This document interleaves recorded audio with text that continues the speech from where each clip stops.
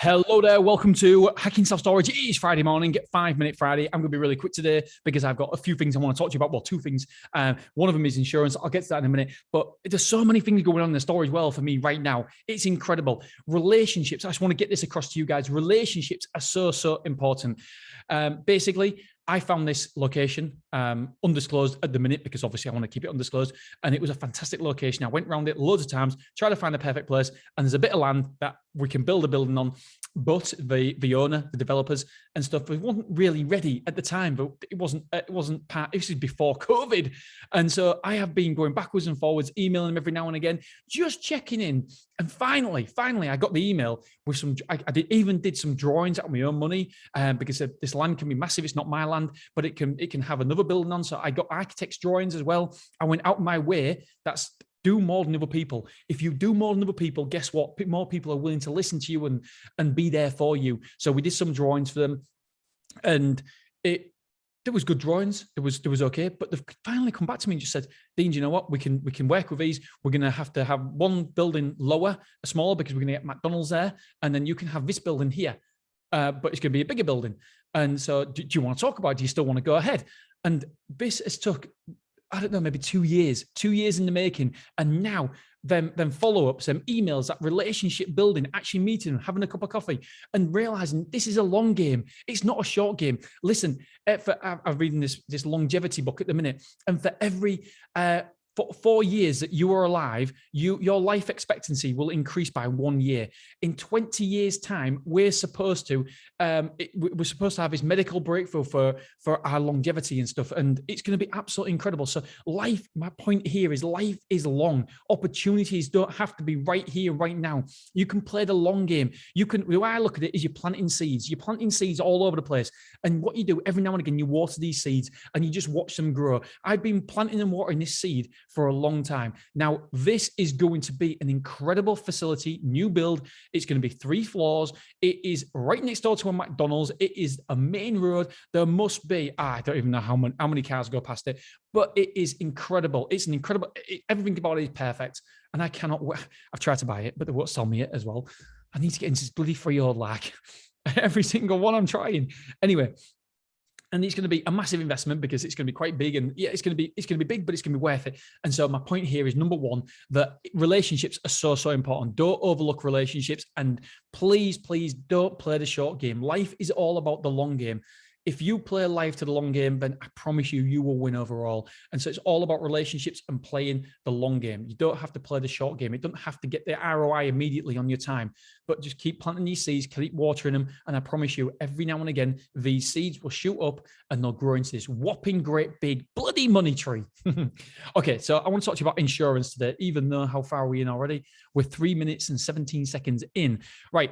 So I get so many emails talking about insurance and asking me, how the hell do we get 15% of our unit revenue? So not our overall revenue, our unit revenue. How do we get 15% of our unit revenue from insurance? Because if we take it on the overall, then it includes insurance as well. So the best thing to do is take it on the unit revenue.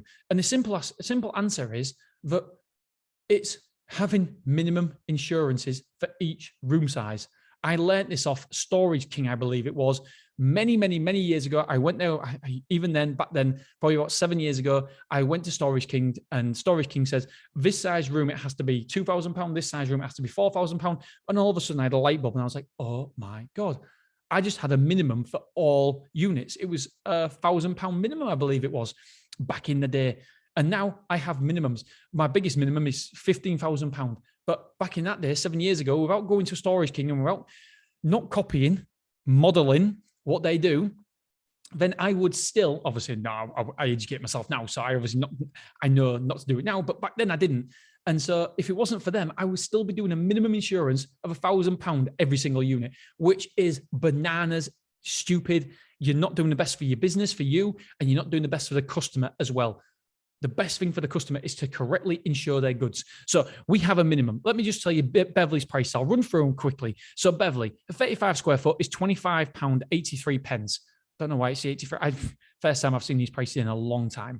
The insurance, and by the way, I obviously keep an eye on I always keep an eye on the prices in terms of rate per square foot, but I don't know the individual unit sizes. We just have a look at them, and every now and then, because I don't actually know the individual unit size prices. So 35 square foot, we have a price for that this is ex-VAT, is £25.83. The minimum insurance is £3,000.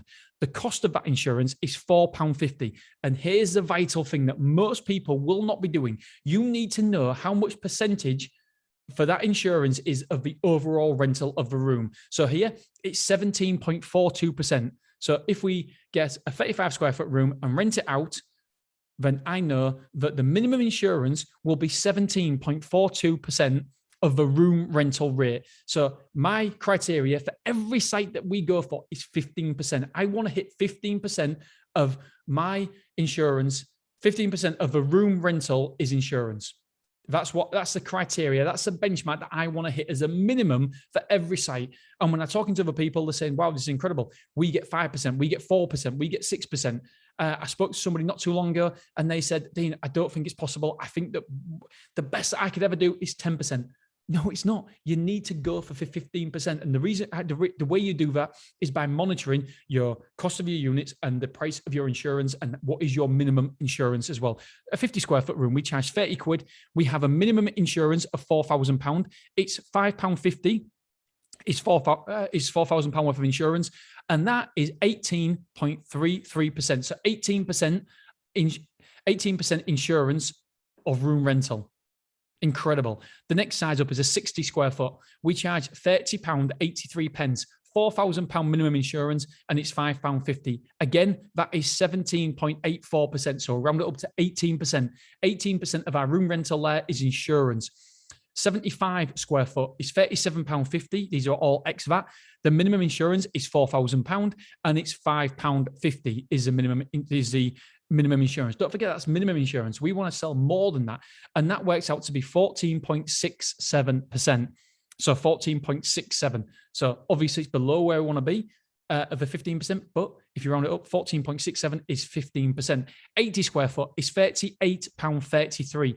We have a minimum insurance of £5,000. The cost of insurance is £6.25. So if we get the £6.25, the minimum that we will get, the insurance percentage of a room rental is 16.30. So 16%. Again, the 160 square foot, we have first floor and we have ground floor. So the first floor is £41.67.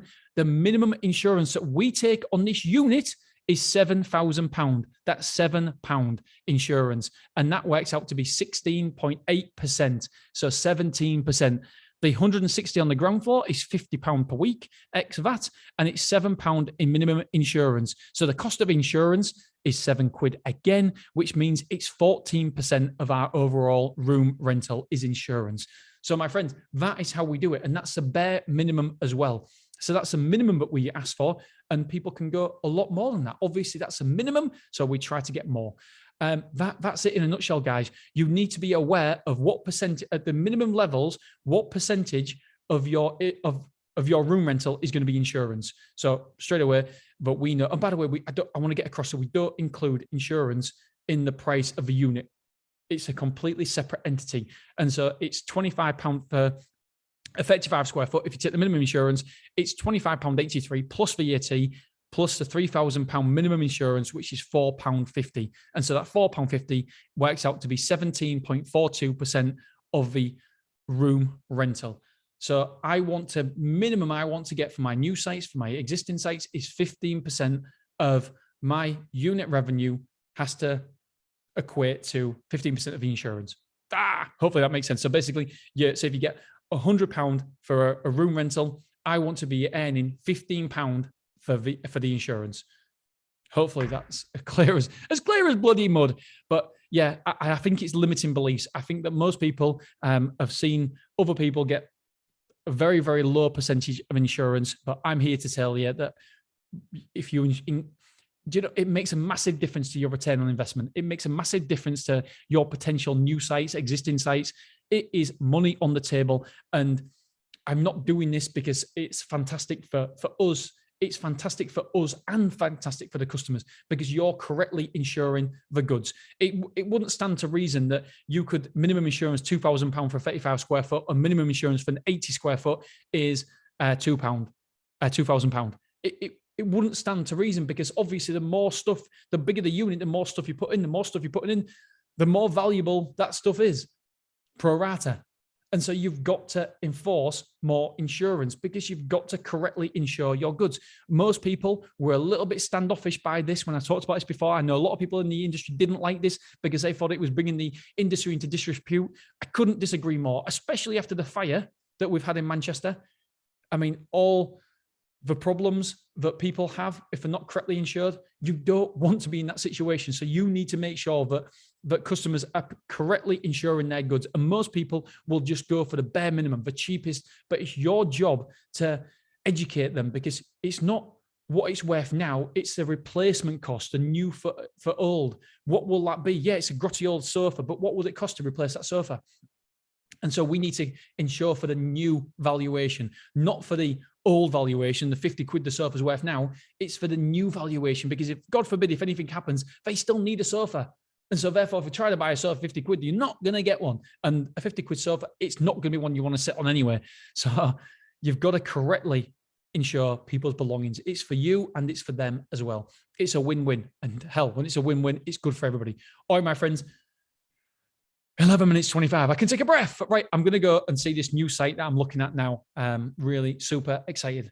Hey, I'm talking like I'm a big, like Dino Billy Big Balls here, but I've only got two sites. One's about to open, but hopefully you will see this. I've got the foundation now. I've got the base, and hopefully you will see a big, big change, a shift in the next 12 months. Hopefully we'll be talking about having 12 sites, 10 sites, 7 sites, whatever it may be, but it'll be a lot more than we've got now.